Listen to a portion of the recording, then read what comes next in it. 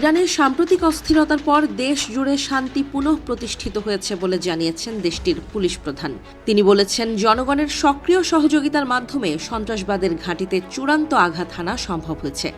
ইরানের জাতীয় পুলিশ বাহিনীর প্রধান ব্রিগেডিয়ার জেনারেল আহমাদ রেজা রাদান বৃহস্পতিবার এক বক্তব্যে জানান, বিদেশ থেকে উস্কানি দেয়া সহিংস দাঙ্গার আহ্বান সত্ত্বেও দেশের কোথাও কোনো সমাবেশ বা বিশৃঙ্খলার ঘটনা ঘটেনি।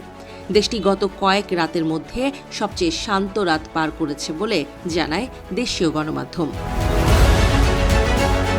রাদান বলেন, আল্লাহর কৃপা এবং জনগণের সচেতন উপস্থিতির মাধ্যমে সন্ত্রাসবাদের কফিনে শেষ পেরেকটি ঠুকে দেওয়া হয়েছে। তিনি আরও বলেন, জনগণ ও নিরাপত্তা বাহিনীর মধ্যে সহযোগিতাই এই সাফল্যের মূল চাবিকাঠি।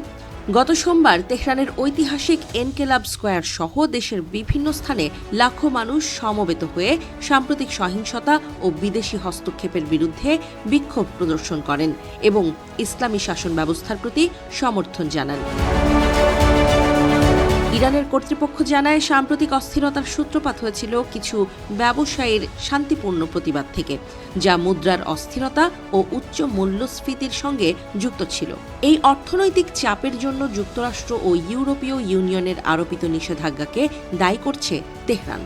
তবে ৮ জানুয়ারির পর পরিস্থিতি বদলে যায় বলে দাবি করে সরকার। শান্তিপূর্ণ আন্দোলন ছিনতাই করে সংগঠিত সশস্ত্র গোষ্ঠী সহিংস দাঙ্গায় লিপ্ত হয়। সরকারি ভবন, দোকানপাট, ব্যাংক, বাস স্টেশন ও ধর্মীয় স্থাপনায় হামলা চালানো হয়। এসব সহিংসতায় নিরাপত্তা বাহিনীর সদস্যদের পাশাপাশি সাধারণ নাগরিকও নিহত হন।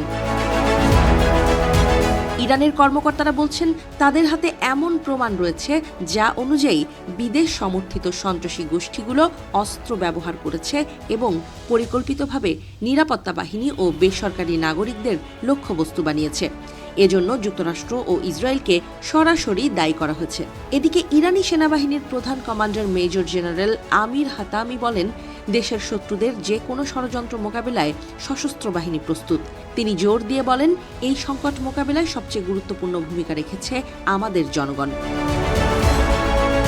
অন্যদিকে দেশের বিভিন্ন প্রদেশে একাধিক সন্ত্রাসী চক্র ভেঙে দেওয়ার খবর দিয়েছে নিরাপত্তা বাহিনী। দক্ষিণাঞ্চলীয় ফার্স প্রদেশে ৫ সদস্যের একটি সন্ত্রাসী দল গ্রেপ্তার হয়েছে, যাদের বিরুদ্ধে সাম্প্রতিক দাঙ্গায় নিরাপত্তা বাহিনীর ৩ সদস্য হত্যার অভিযোগ রয়েছে। তাদের কাছ থেকে বিপুল পরিমাণ অস্ত্র ও সামরিক গোলাবারুদ উদ্ধার করা হয়েছে। দক্ষিণ পূর্বাঞ্চলীয় কেরমান প্রদেশে ৬ জন গুরুত্বপূর্ণ সন্দেহভাজনকে আটক করেছে গোয়েন্দা মন্ত্রণালয়। তারা সহিংস কার্যক্রম পরিচালনা, বিস্ফোরক তৈরি এবং সংবেদনশীল সামরিক স্থাপনার ছবি বিদেশে পাঠানোর চেষ্টা করছিল বলে জানানো হয়েছে। এছাড়া হরমোজগান প্রদেশে ১০ সদস্যের একটি সন্ত্রাসী সেল এবং উত্তরাঞ্চলীয় গোলেস্তানে একজন সশস্ত্র সন্দেহভাজনকে গ্রেপ্তার করা হয়েছে। ইরানের প্রতিরক্ষা মন্ত্রী ব্রিগেডিয়ার জেনারেল আজিজ নাসিরজাদেহ অভিযোগ করেছেন, যুক্তরাষ্ট্র ও ইসরায়েল এসব সহিংসতা সংগঠিত ও অর্থায়ন করেছে। তিনি বলেন, ইরানের কাছে নির্ভুল গোয়েন্দা তথ্য রয়েছে, যা অনুযায়ী দেশকে বিভক্ত করার লক্ষ্যেই এই সহিংসতা চালানো হয়েছে। সরকার ও বিচার বিভাগ স্পষ্ট করে জানিয়েছে, সন্ত্রাস ও ধ্বংসাত্মক কর্মকাণ্ডে জড়িতদের বিরুদ্ধে কোনো ধরনের শিথিলতা দেখানো হবে না।